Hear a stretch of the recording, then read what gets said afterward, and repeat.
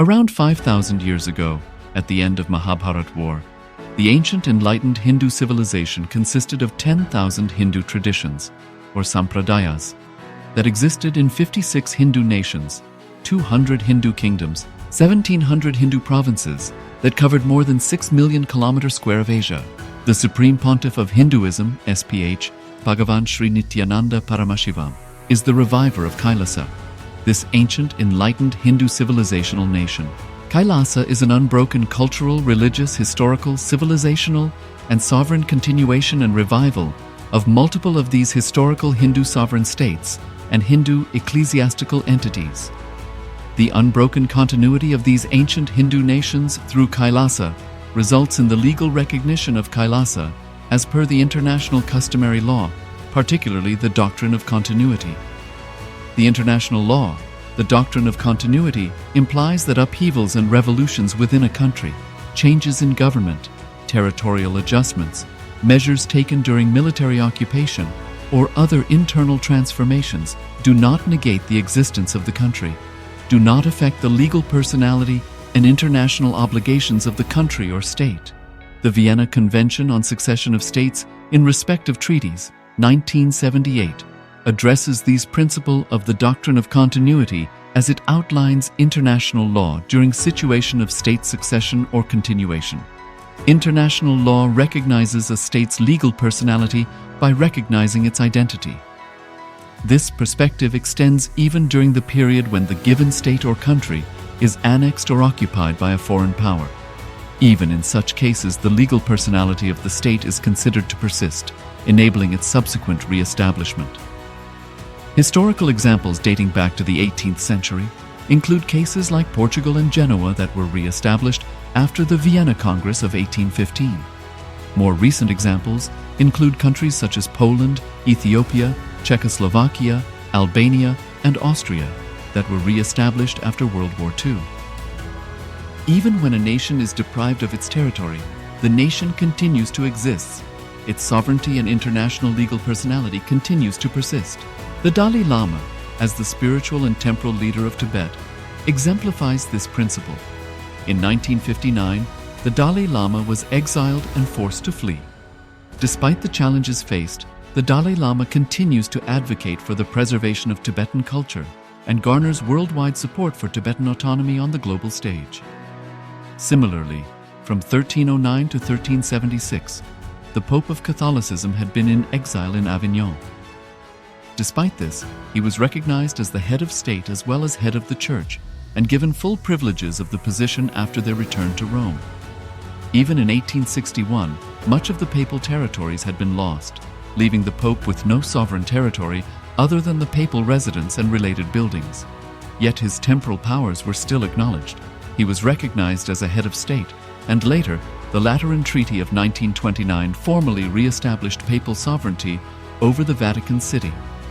The Sovereign Order of Malta further exemplifies this principle, retaining international recognition as a sovereign entity despite the permanent loss of their territory upon Napoleon's invasion in June 1798.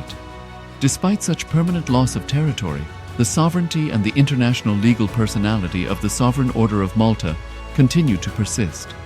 Much later in 1894, the order settled in Rome and acquired two properties, the Magistral Palace and the Magistral Villa that received extraterritorial status.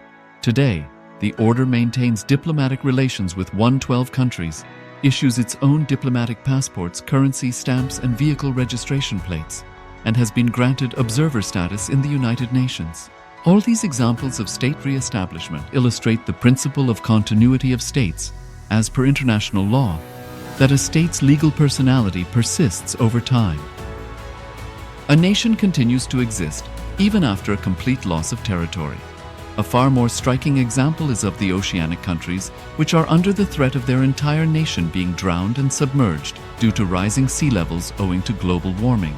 In response to such existential threat of climate change, Pacific Island nations, including Tuvalu, have enacted constitutional amendments and made international declarations affirming that their nation and their sovereign rights will continue to persist, despite their entire territory being lost to the sea. This proactive stance is highlighted in the Constitution of Tuvalu Act 2023, and the Pacific Islands Forum Declaration of 2021. The Supreme Pontiff of Hinduism, Bhagavan Srinithyananda Paramashivam, through the line of succession is the present 203rd Emperor of the Hindu Sovereign Kingdom of Surangi Samrajya. He was crowned on the 31st of December 2004 at the age of 26. Thus, by very same principles of the doctrine of continuity, through which the international legal personality of Portugal, Genoa, Poland, Ethiopia, Czechoslovakia, Albania, Austria, Vatican, Tibet, Sovereign Order of Malta, and several other nations has been recognized despite having undergone a period of exile, annexation, occupation by a foreign power, or despite loss of territory.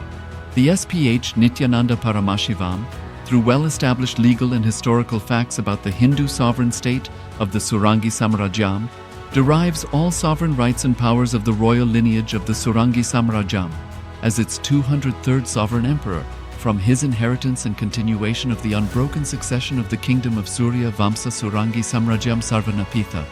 Surya Vamsa Surangi Samrajyam, through unification with 20 other sovereign Hindu states and sovereign ecclesiastical, historical entities, became part of the United States of Kailasa, which thus became a sovereign, independent juridical state, with the SPH Nithyananda Paramashivam as the sovereign. Just as how the oceanic nations like Tuvalu have safeguarded their sovereignty from the existential threat of total submersion by amending their constitution and asserting that their sovereignty will persist regardless of the loss of their territory, Kailasa, which is a sovereign continuation of 21 sovereign Hindu states and sovereign ecclesiastical historical entities, is also reviving and continuing the Kumari Kandam Hindu nations that got submerged. As per the doctrine of continuity, these facts imply that the Kailasa's statehood is recognized by international law and manifests as a natural outcome of well-established historical legal facts. Become part of this revival of the Hindu nation.